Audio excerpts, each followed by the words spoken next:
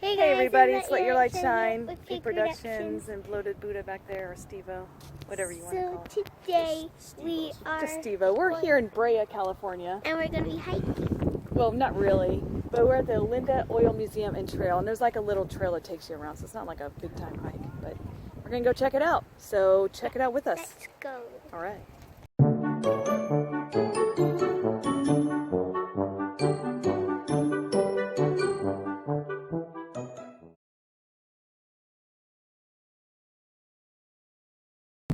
All right, so here we are, some relics of the past.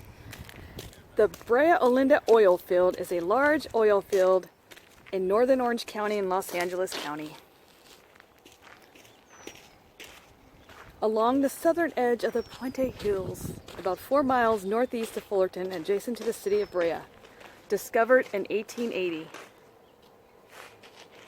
The field is the 16th largest in California, was the first of California's largest 50 oil fields to be found, has produced about 412 million barrels of oil in the 130 years since it was first drilled, and retains approximately 19 million barrels in reserve recoverable and current technology.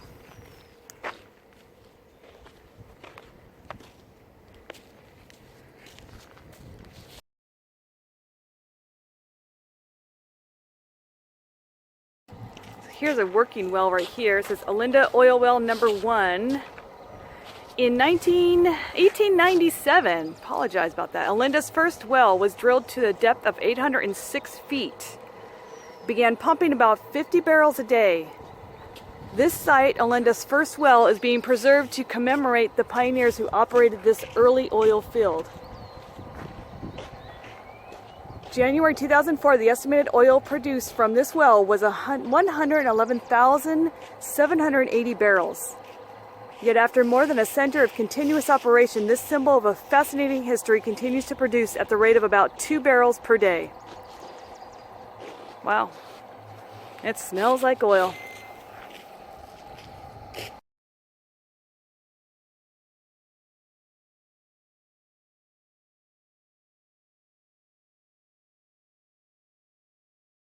Okay, well this relic is a natural gas filter. It says this filter removed debris from natural gas coming from the well heads during the oil pumping operation. All right, moving over to the next fun filled relic. It's a 1924 Model T Ford truck. Okay, that's interesting.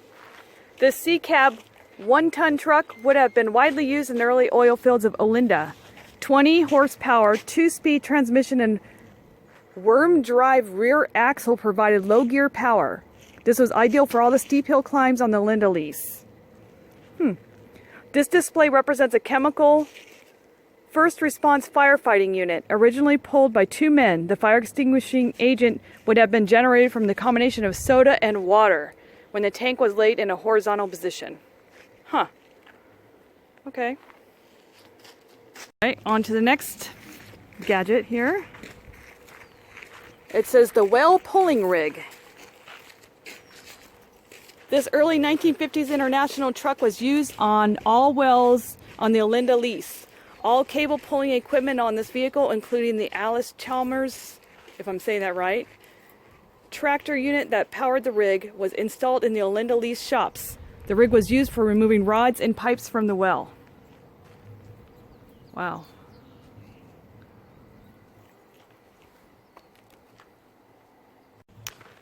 Portable steam boiler. This portable steam boiler, manufactured circa 1910-1920, was used to produce steam to power various equipment units on the Olinda lease. The boiler could be fueled by crude oil, natural gas, coal, or wood. It was pulled by mule, horse teams, or by steam or gas-powered tractors, allowing it to be transported around the lease. Hit and miss Union Tool engine. This 35 horsepower Union Tool engine, made in Torrance, California, was powered by natural gas and used to operate the big pumping units and distribute engine cooling water throughout this lease. This type of engine was used in many oil field operations from about 1900 to 1970.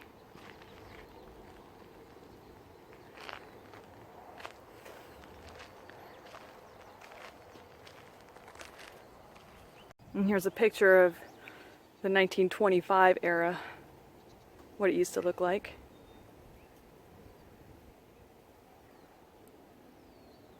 What's unfortunate is this area closed to the public because I see some of the old oil rigs in the distance.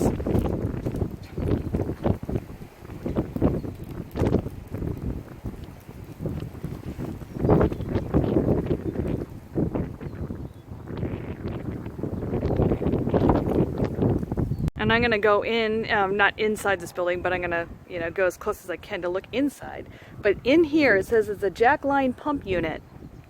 It says many early oil wells, including Olinda Well number 1, which we did see over there, operated from a central jack plant that furnished power for up to 8 wells, some as far from the jack plant as 1/4 mile. Truly the workhorse of the oil fields, the jack unit was originally powered by a single-cylinder flywheel gas engine. Around the 1950s, this engine was converted to the electric power, and it continued to power wells until the early 1960s. So let's walk down this path here and check it out.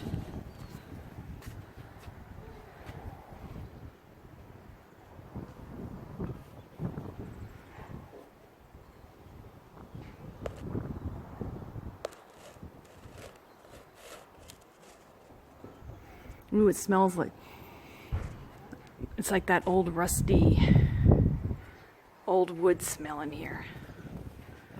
There's a sign there, it says Brea Cannon Oil Company. It's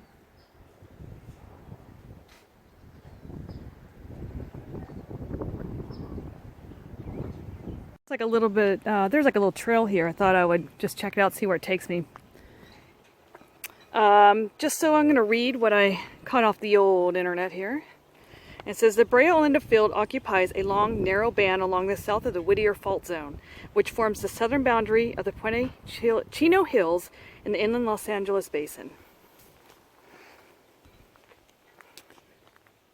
It is approximately 6 miles long overall, with a maximum width of about a mile, running from northwest to southeast and covering approximately 2,000 acres.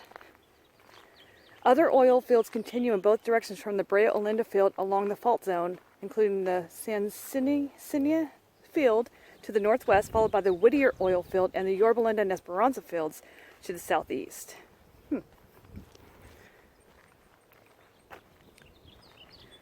And then the geology part here. It says, in general, the oil field consists of a series of steeply dipping sedimentary beds ending at the Whittier Fault Zone, especially at the Tonner Fault. Oil has traveled upward from its source, rocks within various permeable units, usually ending at the fault when it reaches an impermeable rock-type position there by motion along the fault. Alrighty then, we're talking science now. Hope that's interesting to you.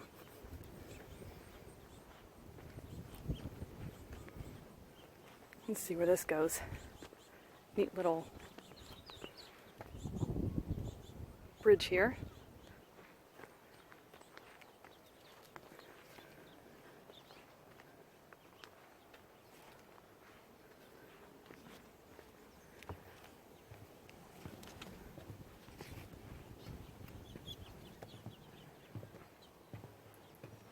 Very peaceful here too.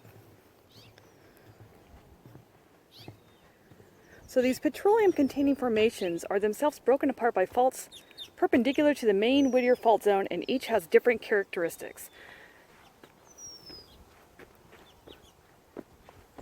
I was hoping to see some old oil wells. If I don't get any soon, I'm just going to turn back around because I think this is like a 2-mile walk.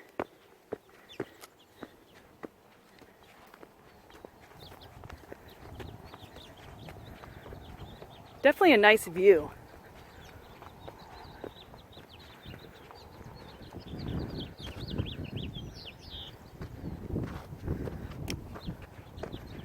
Oh yeah, well, if anything, you can have a view of all these old oil wells. Some working, some not. Pretty cool. Let me see if I can go back just a little bit higher. Oh, there's one right here.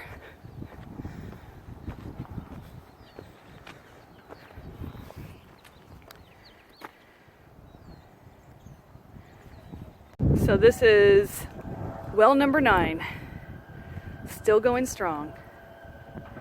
But they seem to mention oil well number 1 a lot. That one is apparently the one that struck gold for this place.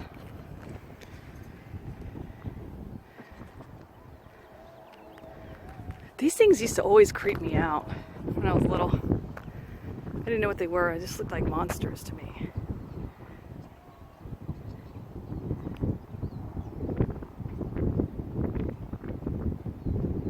They're just little working horses doing their thing all day long.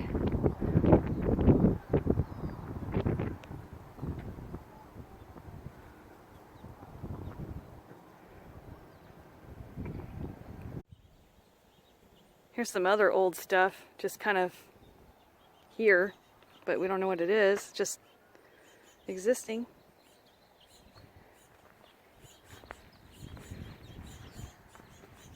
This is from that trail. There's the bridge again, so I just came down.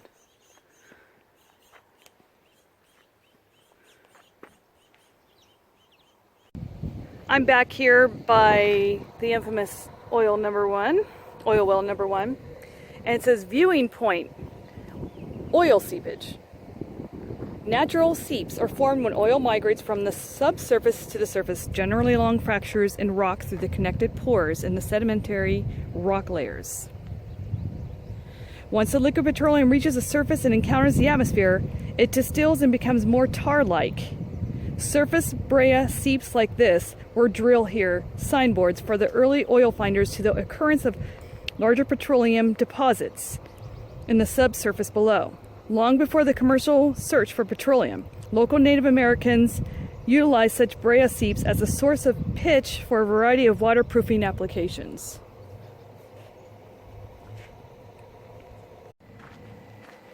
Well guys, that concludes my trip here to the Olinda Oil Museum. I thought the place would be open because it said on the website, but it was not open today. Whatever.